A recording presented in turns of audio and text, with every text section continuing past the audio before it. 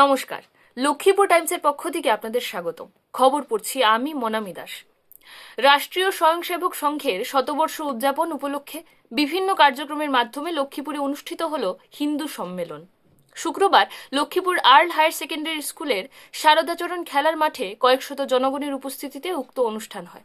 সকাল 10টায় কলস শোভাযাত্রার মাধ্যমে লক্ষ্মীপুর বরাক নদী ঘাট থেকে জল সংগ্রহ করা হয়। পরে বিশ্ব শান্তি কামনায় যজ্ঞানুষ্ঠান হয়। ছিল নানা জাতি ও ভাষাগোষ্ঠীর পরম্পরাগত নৃত্য।